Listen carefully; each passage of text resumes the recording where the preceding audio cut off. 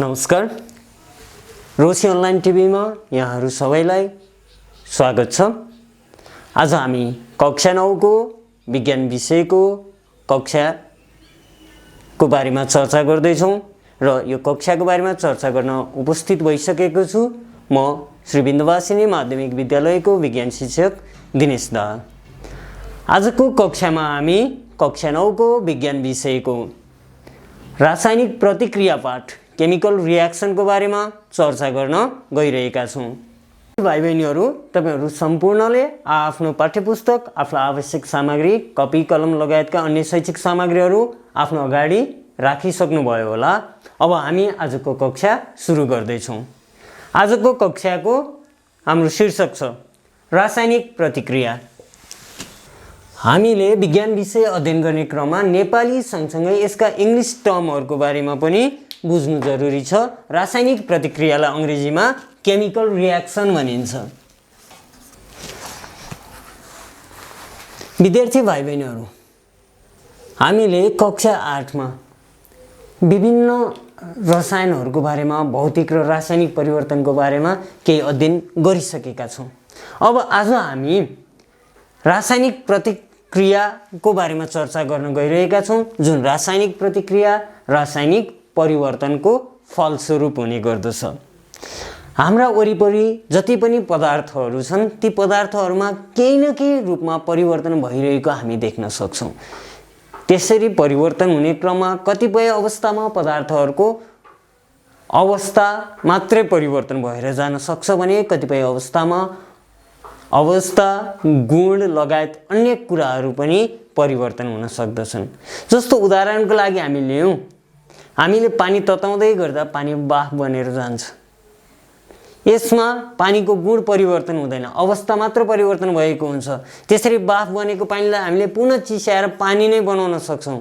त्यो चाहिँ भौतिक परिवर्तन हो भने जस्तो हामीले दाउरा बाल्छौं, दाउरा बाल्दाखेरि गोल बन्छ, खरानी बन्छ, त्यसबाट धुवाँ निस्कन्छ र ताप शक्ति निस्कन्छ। यस अवस्थामा ती सबै कुरालाई जोडेर हामीले फेरि दाउरा बनाउन सक्दैनौं।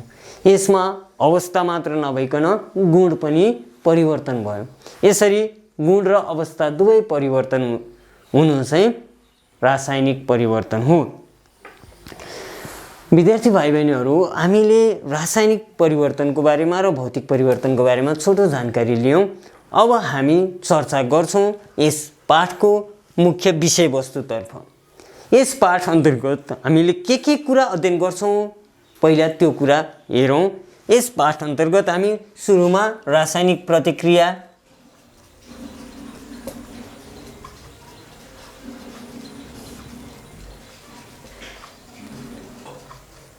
रासायनिक प्रतिक्रिया केमिकल रियाक्सन, त्यसपछि सन्तुलित रासायनिक समीकरण,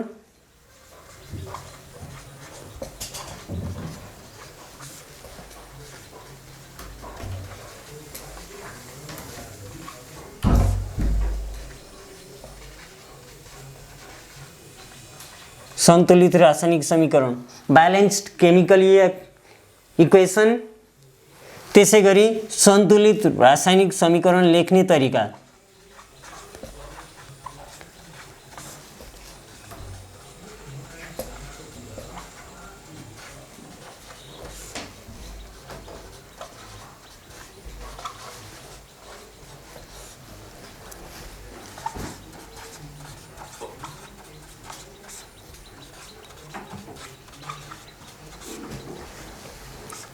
सन्तुलित रासायनिक समीकरण लेख्ने तरिका,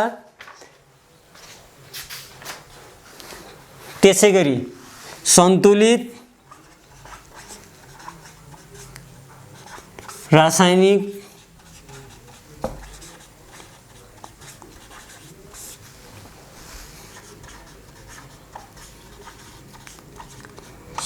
रासायनिक समीकरणबाट प्राप्त हुने जानकारीहरू,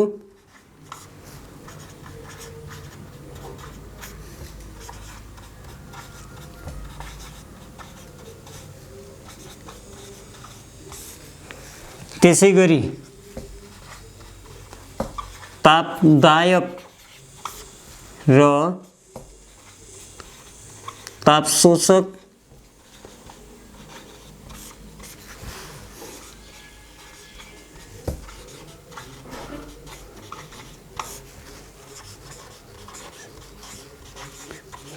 तापदायक र तापशोषक रासायनिक समीकरण, एक्जोथर्मिक एन्ड इन्डोथर्मिक रियाक्सन र उत्प्रेरक क्याटालिस्ट। यति विषयवस्तुमाथि हामी यस पाठमा चर्चा गर्नेछौँ। पहिलो रासायनिक प्रतिक्रिया, यस अन्तर्गत हामी रासायनिक प्रतिक्रिया भनेको के हो, त्यसैगरी सन्तुलित रासायनिक समीकरण, सन्तुलित रासायनिक समीकरण भनेको के हो, सन्तुलित रासायनिक समीकरण कसरी लेख्ने तरिका, सन्तुलित रासायनिक समीकरणबाट प्राप्त हुने जानकारीहरू के हुन्, र त्यसैगरी तापदायक र तापशोषक रासायनिक प्रतिक्रिया, तापदायक र तापशोषक रासायनिक प्रतिक्रिया, एक्जोथर्मिक एन्ड इन्डोथर्मिक रियाक्सन र अर्को रहेको छ उत्प्रेरक क्याटालिस्ट। यिनीहरूको बारेमा चर्चा गर्नेछौँ। अब सुरुमा हामी रासायनिक प्रतिक्रिया बारे हेरौँ। रासायनिक प्रतिक्रिया, रासायनिक प्रतिक्रिया भन्नाले के बुझिन्छ, रासायनिक प्रतिक्रिया कसरी हुन्छ लगायतका विषयवस्तुहरू यस अन्तर्गत रहेका छन्। रासायनिक प्रतिक्रिया, रासायनिक परिवर्तनको क्रममा पदार्थका परमाणु वा अणुहरूको साटफेर, सङ्गठन वा विघटन प्रक्रिया हुने गर्दछ, जसलाई हामी रासायनिक प्रतिक्रिया भन्दछौँ। रासायनिक परिभाषा, रासायनिक प्रतिक्रियाको परिभाषा, रासायनिक परिवर्तनको क्रममा, रासायनिक परिवर्तनको क्रममा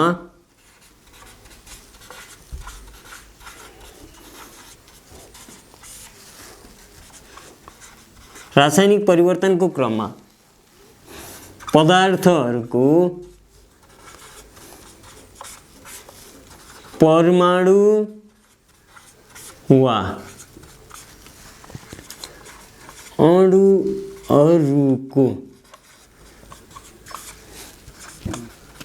साटफेर, सङ्गठन वा विघटन हुने प्रक्रियालाई रासायनिक प्रतिक्रिया भनिन्छ।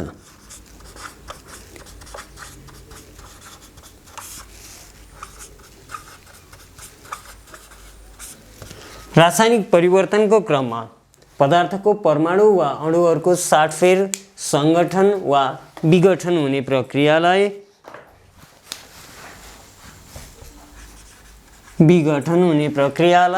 रासायनिक प्रतिक्रिया भनिन्छ।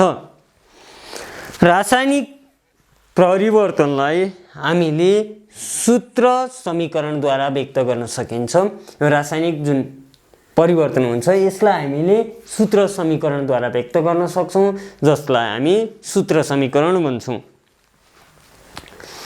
रासायनिक प्रतिक्रियामा संलग्न पदार्थहरूको सङ्केत वा सूत्रहरूमा प्रतिनिधित्व गर्ने तरिकालाई रासायनिक समीकरण भनिन्छ। रासायनिक समीकरण,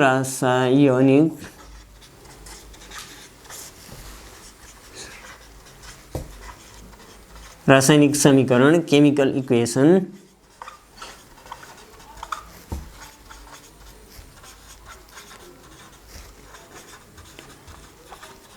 केमिकल इक्वेसन।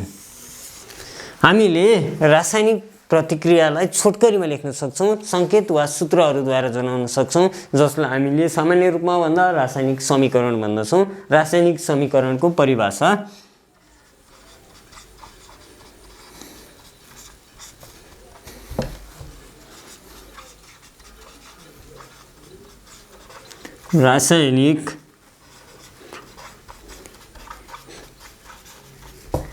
रासायनिक प्रतिक्रियामा संलग्न पदार्थका परमाणु वा अणुहरूको संकेत वा सूत्रमा व्यक्त गर्ने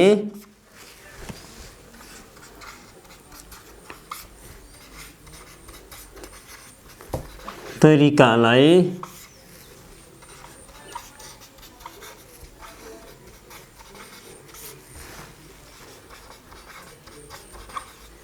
रासायनिक समीकरण भनिन्छ।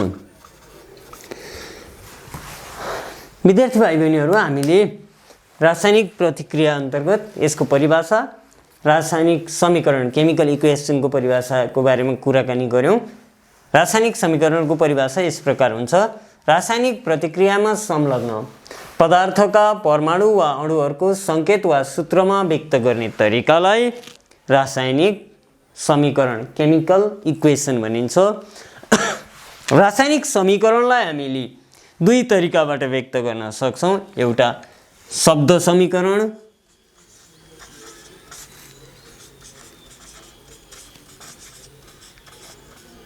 अर्को सूत्र समीकरण।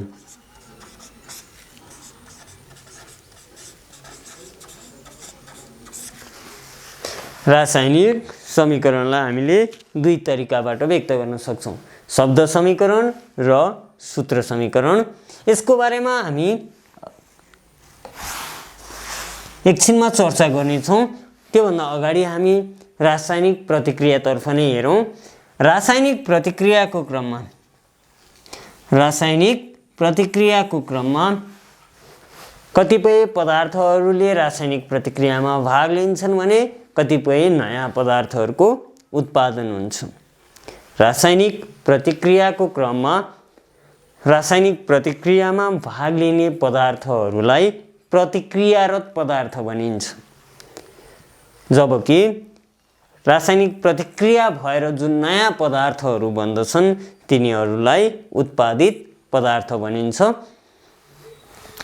रासायनिक प्रतिक्रिया वा रासायनिक समीकरण लेख्ने क्रममा हामीले यो बाण चिन्ह जुन हुन्छ, बाण चिन्हको जहिले पनि बायाँपट्टि अथवा देब्रेपट्टि प्रतिक्रियारत पदार्थहरू लेखिन्छ।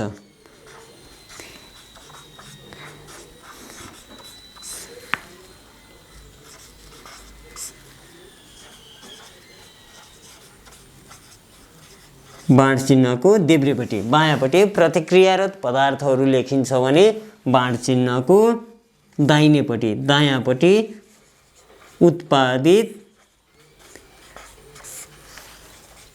पदार्थहरू लेख्ने गरिन्छ। यो चाहिँ विद्यार्थी भाइ बहिनीहरूले दिमागमा राख्नुपर्ने कुरा। हामीले चाहिँ रासायनिक समीकरण लेख्दाखेरि बाण चिन्हको दायाँपट्टि चाहिँ प्रतिक्रियारत पदार्थ, बायाँपट्टि चाहिँ उत्पादित पदार्थ लेख्यौँ भने त्यो गलत हुन जान्छ। रासायनिक प्रतिक्रियाको समीकरण लेख्दा जहिले पनि प्रतिक्रियारत पदार्थलाई बाण चिन्हको बायाँपट्टि,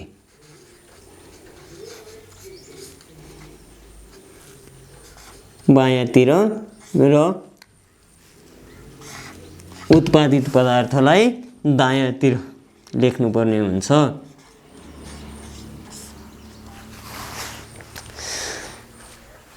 अब चर्चा गरौँ शब्द समीकरण र सूत्र समीकरणको बारेमा।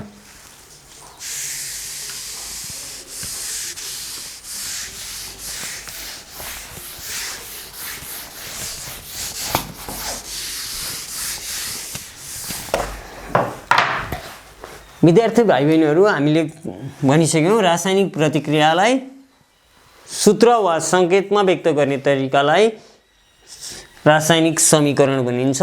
रासायनिक समीकरण दुई तरिकाबाट लेख्न सकिन्छ। त्यो हुन् शब्द समीकरण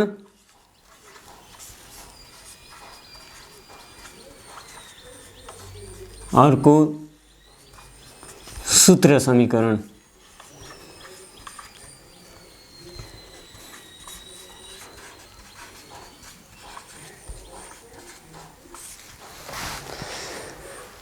अब शब्द समीकरण हामीले रासायनिक प्रतिक्रियामा भाग लिने र उत्पादित पदार्थहरूको नाम लेखेर समीकरणका रूपमा व्यक्त गर्यौं भने त्यसलाई शब्द समीकरण भनिन्छ।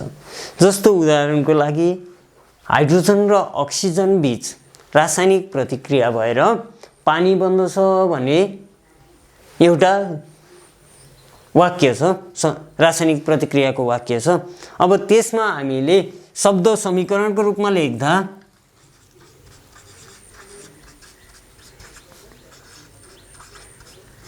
हाइड्रोजन प्लस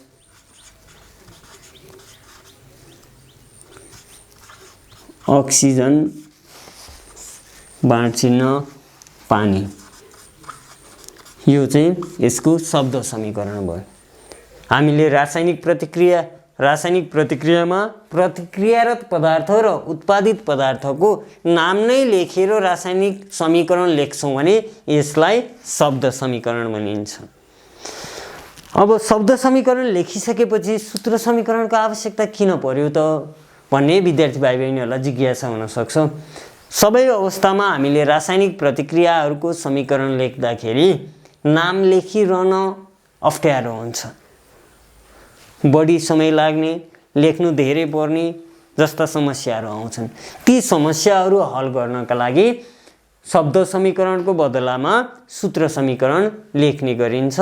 सूत्र समीकरणमा हामीले प्रतिक्रियारत र उत्पादित पदार्थहरूको सङ्केत वा अणुसूत्रहरू लेखेर हामीले समीकरण व्यक्त गर्ने गर्दछौँ। जस्तो hydrogen plus oxygen gives water, hydrogen plus अक्सिजनले पानी दिन्छ भनेर हामीले यसरी शब्द समीकरण लेख्यौँ। अब यही समीकरणलाई हामीले योभन्दा सजिलोसँग छोटो अवधिमा बुझ्ने गरी लेख्न सकिन्छ। त्यसका निमित्त हामीले यी हाइड्रोजन अक्सिजन पानीको चाहिँ अणुसूत्र वा सङ्केतलाई आधार बनाउँछौँ। जस्तो यसको सूत्र समीकरण कसरी लेख्ने त भन्दा हाइड्रोजनको सङ्केत भनेको H2 हुन्छ, अक्सिजनको सङ्केत भनेको O2 हुन्छ र पानीको अणुसूत्र भनेको H2 हो।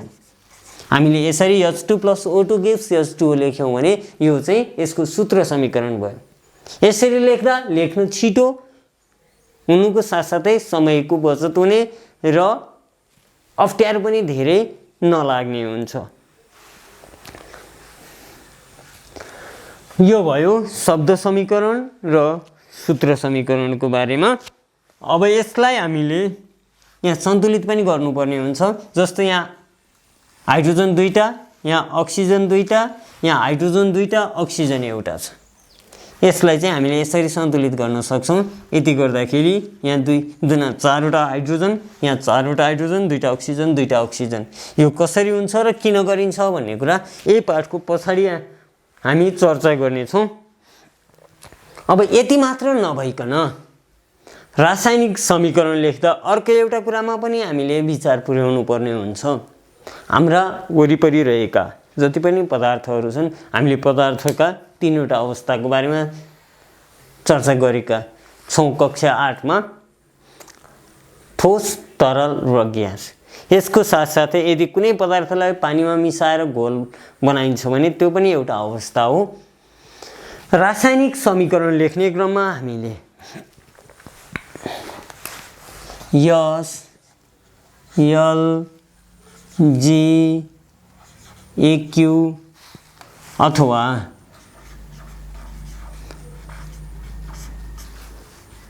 माथितिर फर्किएको र तलतिर फर्किएको बाण चिन्हको प्रयोग गर्दछौँ। रासायनिक समीकरण लेख्दा हामीले कतिपय रासायनिक समीकरणहरू हाम्रो पाठ्यपुस्तकमा पनि दिएको छ। त्यो ब्र्याकेटमा चाहिँ कुनैमा S, कुनैमा L, कुनैमा G, कुनैमा AQ लेखिएको भेटिन्छ। कुनैको पछाडि चाहिँ माथितिर फर्किएको बाण चिन्ह, कुनैको पछाडि चाहिँ तलतिर फर्किएको बाण चिन्ह भेट्न सकिन्छ, देख्न सकिन्छ। समीकरणमा यी सङ्केतहरूले केलाई जनाउँछन् त? अब त्यसको बारेमा हेरौँ। यदि कुनै समीकरणमा यस्ता सङ्केतहरू आएका छन् भने यसले सोलिड ठोस पदार्थ हो भनेर जनाउँछ, यसले लिक्विड तरल पदार्थ हो भनेर जनाउँछ, जीले ग्यास पदार्थ हो भनेर जनाउँछ। एक्यु भनेको AQUEOS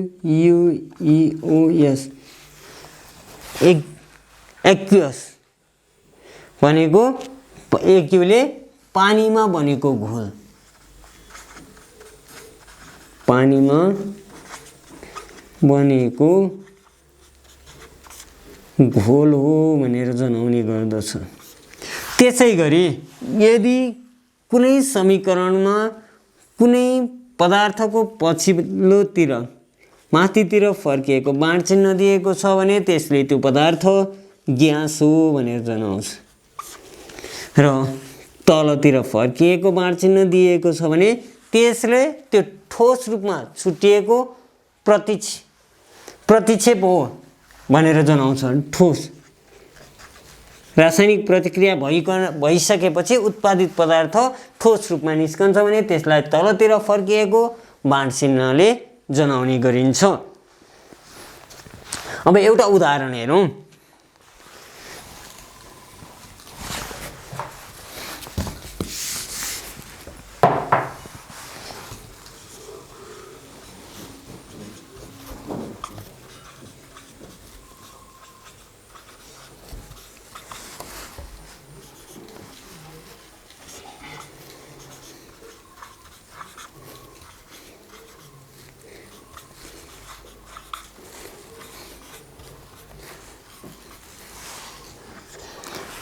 अब यो समीकरण हेरौँ। यहाँ Z10 ब्रैकेटमा S plus H2Cl ब्रैकेटमा AQ gives Z10Cl2 ब्रैकेटमा AQ plus H2 ब्रैकेटमा G छ।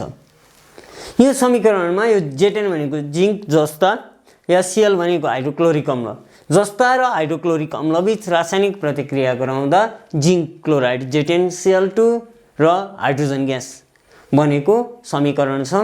यसमा Z10 को पछाडि जुन यो यस राखिएको छ यसले त्यो जस्ता ठोस पदार्थ हो भन्ने जनाउँछ भने HCl को पछाडि जुन AQ छ यो चाहिँ पानीमा बनेको हाइड्रोक्लोरिक अम्लको घोल हो भन्ने कुरा प्रष्ट पार्दछ।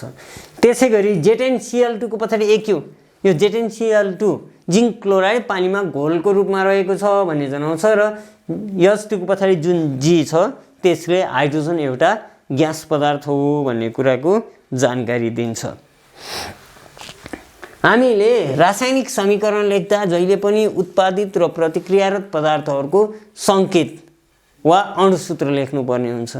यसरी लेख्ने क्रममा जस्तो हामीले हाइड्रोजनको संकेत H भनेर पढेका छौं, अक्सिजनको संकेत O भनेर पढेका छौं, तर यहाँ किन हाइड्रोजनको 2H2 लेख्यो, किन अक्सिजनको O2 लेख्यो भन्ने प्रश्न भाइ बहिनीहरूलाई लाग्न सक्छ। हामीले केही तत्त्वहरूको बारेमा यसरी अध्ययन गरेका छौं, जानकारी लिएका छौं, तिनीहरू चाहिँ द्वैत पारमाणविक डायएटमिक तत्त्वहरू हुन्छन्। जस्तो हाइड्रोजन, नाइट्रोजन, अक्सिजन, त्यसैगरी फ्लोरिन, क्लोरिन, ब्रोमिन, आयोडिन जस्ता तत्त्वहरू द्वैत पारमाणविक हुन्छन्। यिनीहरू चाहिँ एउटा परमाणुको रूपमा रहन सक्दैनन् र आफ्नै तत्त्वको अर्को परमाणुसँग मिलेर अणुको रूपमा रहन्छन्। त्यसैले यिनीहरूको संकेत लेख्दाखेरि हाइड्रोजनको H2, नाइट्रोजनको N2, अक्सिजनको O2, फ्लोरिनको F2, क्लोरिनको Cl2, ब्रोमिनको Br2 र आयोडिनको I2 लेख्ने गरिन्छ। किन लेखिन्छ भन्दा यिनीहरू डायएटमिक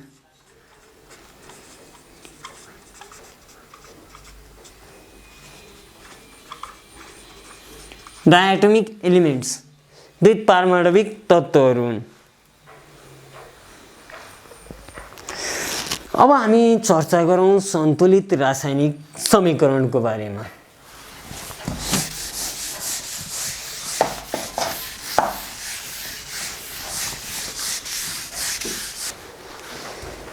रासायनिक प्रतिक्रियामा संलग्न पदार्थहरूको संकेतहरू र सूत्रहरूद्वारा प्रतिनिधित्व गर्ने तरिकालाई हामीले रासायनिक समीकरण भनेर चर्चा गरिसक्यौँ।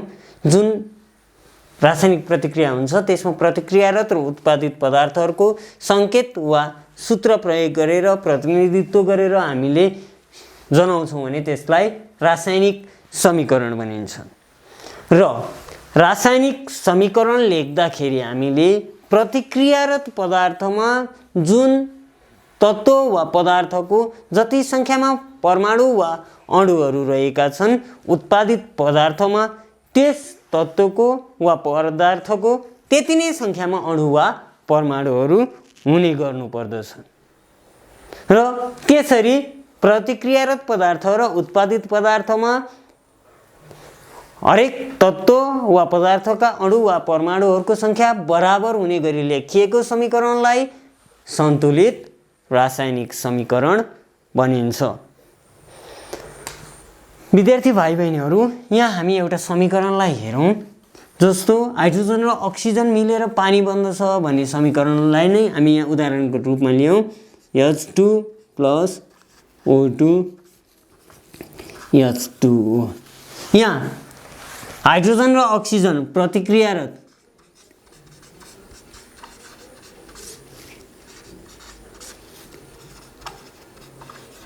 पदार्थ हुन् भने पानी उत्पादित पदार्थ हो।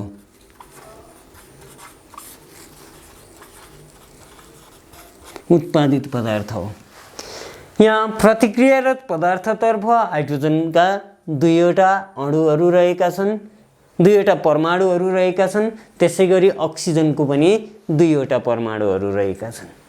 भने उत्पादित पदार्थतर्फ हेर्दा यहाँ यसको पछाडि 2 छ, यसले हाइड्रोजनका दुईवटा परमाणु भन्ने बुझाउँछ भने ओ एउटा मात्रै छ, अक्सिजनको एउटा परमाणु मात्रै देखाइएको छ।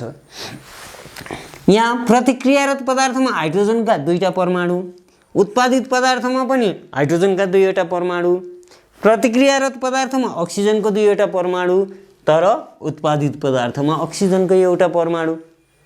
बराबर भयो त? भएन। भने यो रासायनिक समीकरण सन्तुलित भएन। यसलाई सन्तुलित गर्नको लागि प्रतिक्रियारत पदार्थ र उत्पादित पदार्थमा हाइड्रोजन र अक्सिजनको सङ्ख्या दुवैतर्फ बराबर हुने गरी गर्नुपर्दछ।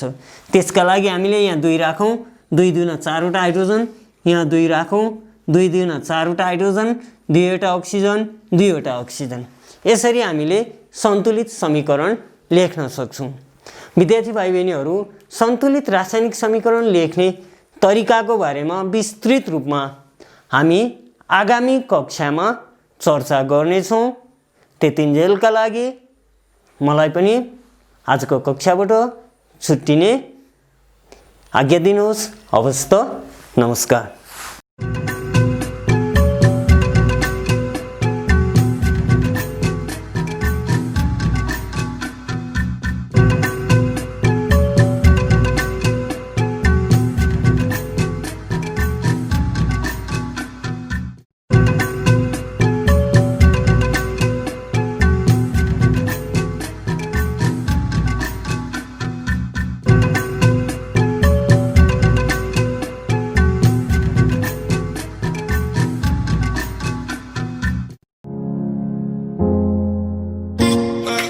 I